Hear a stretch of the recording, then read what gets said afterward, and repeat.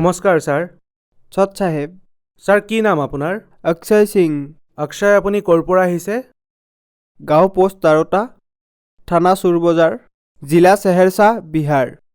অক্ষয়, আপুনি ৰামপালদেৱ মহাৰাজৰ লগত কেতিয়াৰ পৰা জড়িত? সন্ত ৰামপালদেৱৰ সৈতে মই 10 ডিচেম্বৰ 2017 জড়িত হৈছোঁ। সন্ত ৰামপালদেৱ মহাৰাজৰ লগত জড়িত হোৱাৰ আগতে আপুনি ভক্তি সাধনা কৰিছিলনে? হয়, মই শিৱৰ পৰম শিষ্য আছিলোঁ। শিৱক আটাইতকৈ ডাঙৰ ভগৱান বুলি মানিছিলোঁ আৰু গুৰু বনাইছিলোঁ স্বামী অগানন্দ মহাৰাজক। তেওঁ ব্ৰহ্মা বিষ্ণু মহেশ্বৰৰ ভক্তি দিছিলে। যাৰ আপোনালোকে পূজা কৰে, মনে বিচৰা মতে দেৱীৰ চিলেকশ্যন কৰি লওক। এইটো মন্ত্ৰ জপ কৰিলে এইটো হ'ব, এইটো মন্ত্ৰ জপ কৰিলে এইটো হ'ব। অক্ষয়, আপুনি যিহেতু গুৰু ধৰিছিলে, শিৱদেৱৰো আপুনি ভক্তি কৰিছিলে, তেন্তে কি কাৰণত আপুনি সন্ত ৰামপালদেৱ মহাৰাজৰ শৰণলৈ আহিলে? ছাৰ, মই ব্ৰহ্মা বিষ্ণু মহেশ্বৰৰ ভক্তি কৰাৰ পিছতো নিচা বহুত কৰিছিলোঁ। ভাং বহুত খাইছিলোঁ। মই 8টা ভাং ৰাতিপুৱা, 8টা ভাং দুপৰীয়া, 8টা ভাং ৰাতি খাইছিলোঁ। 24-25টা ভাঙৰ টোপোলা মই সদায় খাইছিলোঁ। যিটো কথা মোৰ সম্বন্ধীয় বন্ধু বান্ধৱ সকলোৱে জানিছিলে। মই ভক্তিটো কৰিছিলোঁ স্বামী আগানন্দদেৱে কোৱা মন্ত্ৰৰ দ্বাৰা, কিন্তু মই নিচা এৰিব পৰা নাছিলোঁ। শিখৰ গুটখা খাইছিলোঁ, চাধা খাইছিলোঁ, বিড়ি খাইছিলোঁ। আচলতে মই সৰুৰ পৰাই নিচা কৰিছিলোঁ। মানুহে মোক মদাহী ভাঙৰু বুলি কৈছিলে, পাগল বুলিও কৈছিলে, কিন্তু এইবোৰে মোক একো প্ৰভাৱ পেলোৱা নাছিলে। ছাৰ, আপুনি কৈছে যে আপুনি অত্যাধিক মাত্ৰাতকৈও বেছি নিচা কৰিছিলে। তেন্তে আপুনি সন্ত ৰামপালদেৱ মহাৰাজৰ বিষয়ে কেনেকৈ গম পালে? এজন অনিল দাস নামৰ ভকত আছে, তেওঁৰ লগত জ্ঞান চৰ্চা হ'ল। তেওঁ মোক পৰমাত্মাৰ সকলো জ্ঞান দিলে। আগতে মই একোৱেই জনা নাছিলোঁ। মই ইমান নিচা কৰিছিলোঁ, ভাবিছিলোঁ কেনেকৈ হ'ব পাৰে, এইবোৰতো ফাল্টু কথা, মই ফাল্টু কথা বুলিয়ে ভাবিছিলোঁ। সন্ত ৰামপালদেৱৰ বিষয়ে মোৰ মনত যিহেতু মই নিচ মানুহ আছিলোঁ, সেয়েহে বেয়া ভাৱ আহিল। মই ক'লোঁ যে বৰবালা কাণ্ড হ'ল, কৰোঠা কাণ্ড হ'ল, বেয়া মানুহে কথাবোৰ এনেকৈয়ে ভাবে। মই তুচ্ছ নিচ মানুহ আছিলোঁ, মই নাজানিছিলোঁ। যেতিয়া মই 10 ডিচেম্বৰ 2017 সন্ত ৰামপালদেৱ মহাৰাজৰ পৰা নাম দীক্ষা লৈছিলোঁ, সেইদিনাখনো মই 9টা ভাঙৰ টোপোলা খাই গৈছিলোঁ। ৰাতিপুৱা শিখৰো খাইছিলোঁ। মোৰ মা দেউতাই ভাবিছিলে যে মইতো মৰিম। সকলো সম্বন্ধীয়ই কৈছিলে ইটো মৰিব, নাবাচিব বেছিদিন। ই কেতিয়া মৰিব, ইয়াৰ কাহিনী কেতিয়া শেষ হ'ব কোনো ঠিক নাই। কিন্তু মোৰ বিশ্বাস আছিলে যে যদি আছে পূৰ্ণ পৰমাত্মা সন্ত ৰামপালদেৱ মহাৰাজ যি জেলত আছে, তেওঁ মোক সহায় কৰিব। আৰু ছাৰ, মইতো তাত ভাং খাই গৈছিলোঁ। ছেক্টৰ 7 দিল্লী দৰকাত মই নাম দীক্ষা ল'লোঁ। ছাৰ, সন্ত ৰামপালদেৱ মহাৰাজৰ পৰা নাম দীক্ষা লোৱাৰ পিছত আপুনি লাভ পালেনে? নিচা এৰিব পাৰিলেনে? সন্ত ৰামপালদেৱ মহাৰাজৰ পৰা নাম দীক্ষা লোৱাৰ পাছত মোৰ আটাইতকৈ ডাঙৰ লাভ এইটো হ'ল যে মই ৰাতিপুৱা 8টা ভাং, দুপৰীয়া 8টা ভাং আৰু ৰাতি 8টা ভাং খাইছিলোঁ। মোৰ সেই ভাং, চাধা, তম্বাকু আৰু গুটকা সেইবোৰ খোৱা নিজে নিজে বন্ধ হ'ল। তেওঁৰ মন্ত্ৰত ইমান শক্তি আছে ছাৰ, মই নিচাই এৰি দিলোঁ।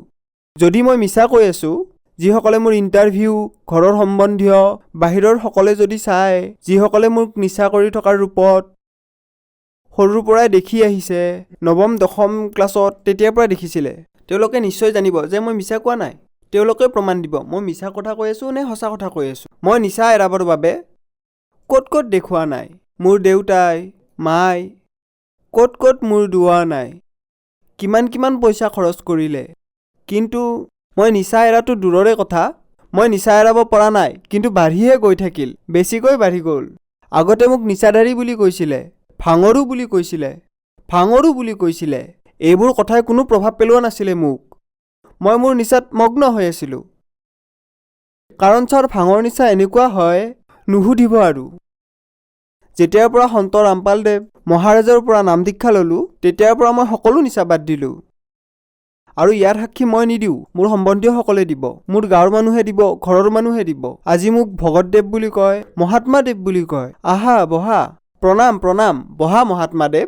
আগতে কৈছিলে মদাহী আহি গ'ল, ভাঙৰু আহি গ'ল, ঐ মদাহী কি খবৰ, এনেকৈ কৈছিলে ঘৰৰ মানুহে, বাহিৰৰ মানুহে, যিমানবোৰ সম্পৰ্কীয় আছিলে। মোৰ এজন বন্ধু আছে সতীশ নামৰ, সিও কৈছিলে তোমাৰ কাহিনী শেষ আৰু, বেছিদিন নাই, তুমি ইমান ভাং খোৱা, তুমি অতি সোনকালে মৰিবা আৰু। কথাটোও ঠিকে আছিল ছাৰ। মই নাজানিছিলোঁ মোৰ আয়ুস কিমান।